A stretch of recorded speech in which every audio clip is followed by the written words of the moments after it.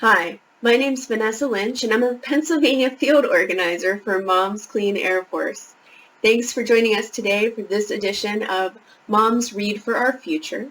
Our book for today is Rainbow Weaver by Linda Elovitz Marshall and Elisa Chavarri. Assisting me today is my friend Sisu. Sisu, say hi. Say hi. Hi. Yes, I had to meet, but I did. Okay.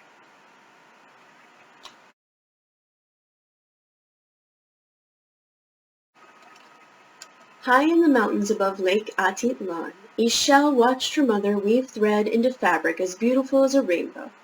The fabric had blues as clear as the sky, reds as bright as the flowers, and yellows as golden as the corn.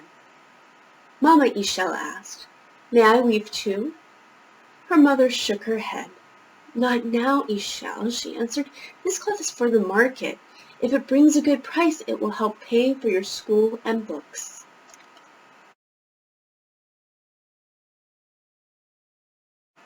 In and out, Ishel's mother and neighbors wove on backstrap looms. They wove as their mothers, grandmothers, and great-grandmothers had done before them, as Mayan women had done for more than 2,000 years. After a while, Ishel asked, "Mama, may I weave now?" Again, her mother shook her head. "Count threads with me, my love. I'll show you how we make designs." Ishel and her mother counted together. One, Ka'e, Akse, Kaja. With each additional color, the cloth grew longer and the design prettier. Ishel reached for some thread. "Please?" she asked. "No, my love," answered her mother. "You're still too young and there's no extra thread."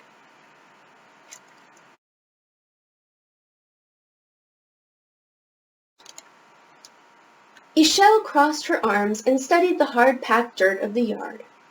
"I want to weave. I want to help pay for my books in school too," she thought. But she didn't say anything. Instead, she walked toward the milpa, the field where the villagers planted corn, beans, and squash. Plastic bags littered the path. Day after day, more bags were tossed from windows of passing vehicles or discarded by people returning from market. No one could use all the bags, and there was nowhere to put them.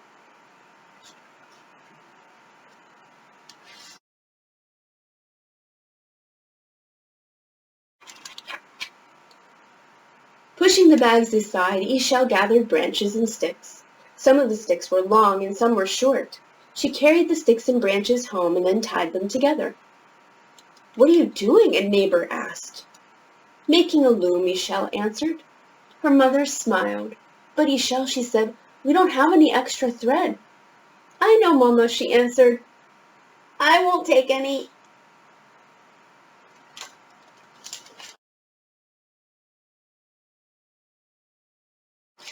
Ishel tied one end of her loom to a tree, and then she gathered tall blades of pahong grass.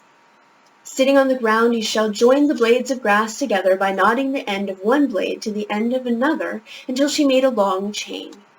Then she pushed the batten over and under, back and forth, turning the blades of grass into fabric. When the fabric was finished, it was too small to be a doormat or even a placemat. It was too scratchy to wear as a bracelet. Worst of all, it was a dull greenish white. The fabric was far too small, far too scratchy, and far too dull for anyone to buy. Ishel knew it would never sell.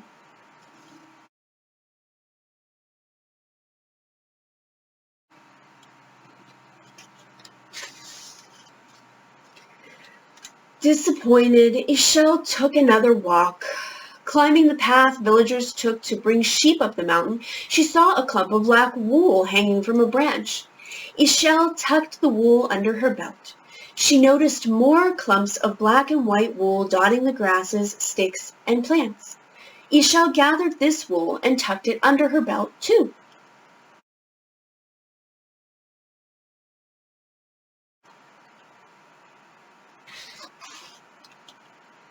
At home, Ishel turned and twisted the wool, spinning it into long, thick strands of yarn. Then over and under, back and forth, she pushed the batten and wove the yarn into fabric. Elisa looked at what she had woven. The fabric was thick and heavy. The colors were boring. Tiny pieces of grass and dirt were stuck in the fabric. The weaving was far too thick, far too boring, and far too dirty for anyone to buy.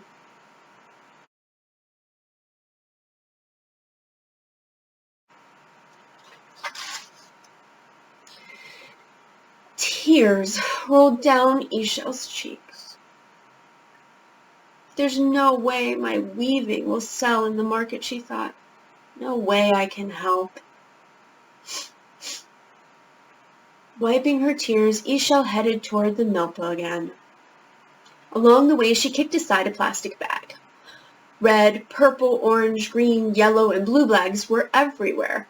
They were in the fields, drooping from branches and clogging roads and ditches. There were so many bags it was hard for her to walk. Angry, Ishel picked up a bag. She ripped it to shreds.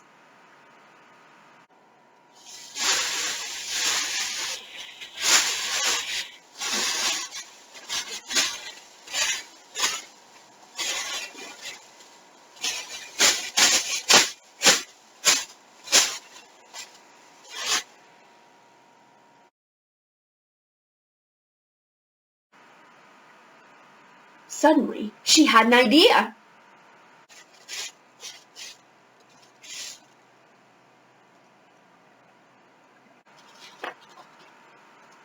Ishel gathered bag after colorful bag. She took the bags home, washed them, and hung them to dry. "Now what are you doing?" another neighbor asked. Ishel smiled. "You'll see," she answered. By the next day, the bags were dry. Ishel cut each bag into long, thin strips. She tied the strips together.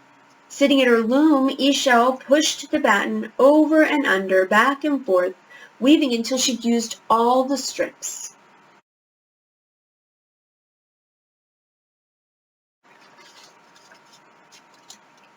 The fabric was short, but it was clean and colorful.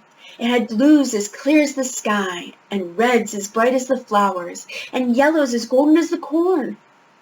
The fabric looked like a beautiful rainbow, almost as pretty as the weavings of her mother, grandmothers, and great-grandmothers before her.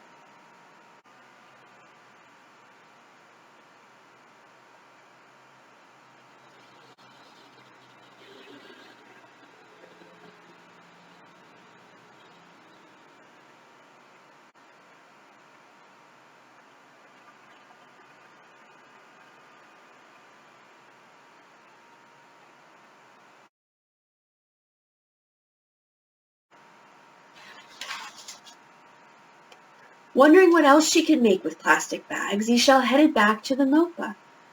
As she gathered more bags, the path looked cleaner and the countryside prettier.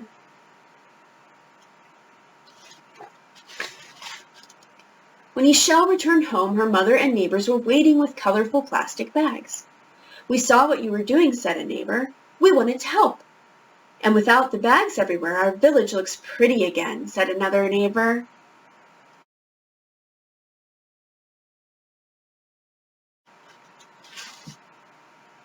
Ishel thanked them. Then she handed the weaving to her mother and said, "My first rainbow." Her mother hugged her close. "It's beautiful, my love," she said. "Thank you, Mama," Ishel said. "But do you think it will sell?" "Let's take it to the market and see," said her mother.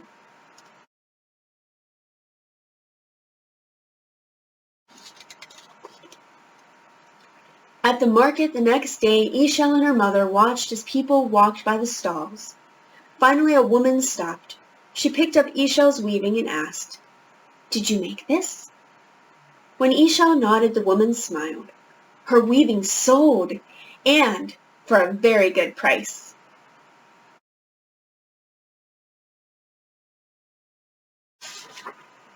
Ishel beamed with happiness. Now she could help pay for her books in school. And like her mother, grandmothers, and great-grandmothers before her, Ishel had woven a rainbow.